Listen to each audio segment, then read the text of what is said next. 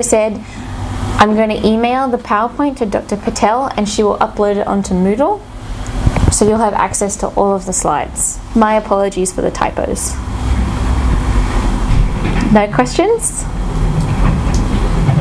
Yes? Would you mind going over what it means to have like clinical knowledge, general knowledge?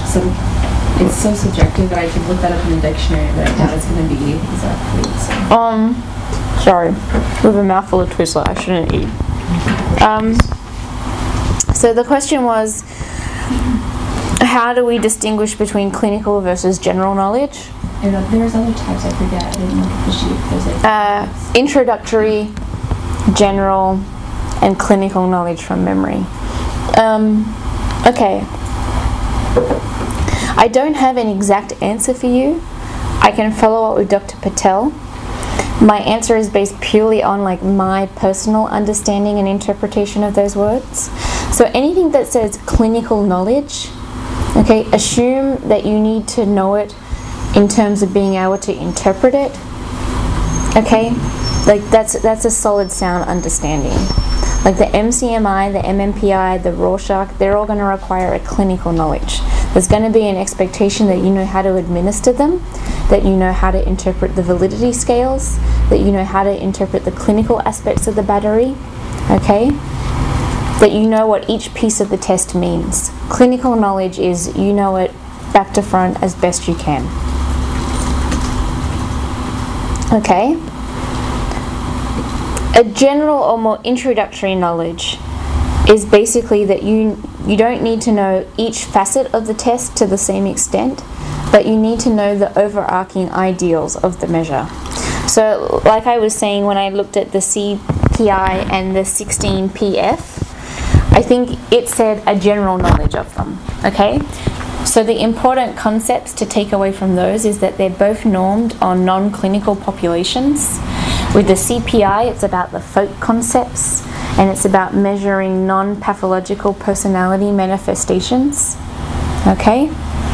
It's about knowing how many items there are on it, and the fact that it borrows items from the MMPI, okay? The age ranges. Know how each test was normed. The general guise of how each test was normed as well.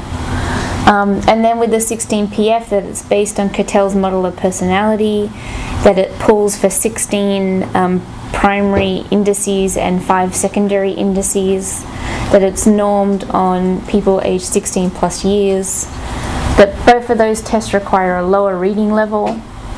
Okay, I'm trying to think of what else. Like just the core concepts. You don't need to be able to memorize each indice, you don't need to know them back to front, but that you just have a more conceptual understanding of the test. That's how I interpreted it. As I said, I can ask Dr. Patel, and if she doesn't know, we can ask Dr. Michaels and find out. So are you saying general knowledge and introductory knowledge are synonymous in this? Is that what you're saying? Don't quote me. I don't know how to extrapolate introductory from general. I don't. I just use them interchangeably and research those tests equally in depth. But I didn't feel that I needed to know every aspect of those tests.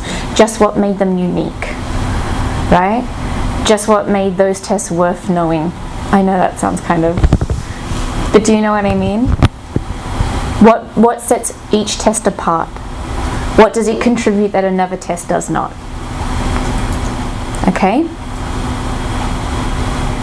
But there wouldn't be an expectation, I would hope, if you only had to have a general knowledge of a test. They're not going to say, well, if Mary got a high score on Vector 1 of the CPI, what would that indicate about her personality? A, B, C, D, E. I don't think you're going to need to know the CPI in depth. I would know that it has 3 vectors. I would know the general concept of what they are, and that it's all based on like a spectrum of you're either here or here. Does that make sense? Any other questions? No? You pointed out, and I didn't look over what exactly you need to know I looked over that recently. So you pointed out the different methods in which we would assess for ADHD, for example. Are there other diagnoses for which we need to know the methods of assessment for? On the comps, it specifies ADHD specifically. Okay. It doesn't specify ODD, CD. But I didn't repeat the question. Well, also DD. DD. Oh, but okay. Did Mauricio talk about how to diagnose? He did.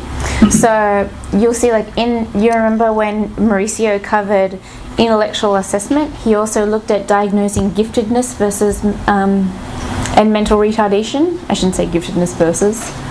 Do you remember that, for those of you that were there? So that kind of diagnosis was tied into that section of the test, because intelligence is a crucial component of diagnosing those disorders, or giftedness, which is not a disorder. Whereas ADHD is really prevalent and very fitting in being assessed by objective measures. Does that make sense? So check your core concept, but ADHD was mentioned specifically. It was its own bullet point. How do you assess for ADHD? Okay? On the comprehensive guide. That's why I included it in there for you. Any other questions, guys, before we finish? No? Everyone feels confident? Bored? Ready? Okay, if you have any questions, email me. I'll get Dr. Patel to upload the slides. And I'll double check how much you need to know about the Conners. And if you do, I will also upload information about the Conners, okay? When's the next...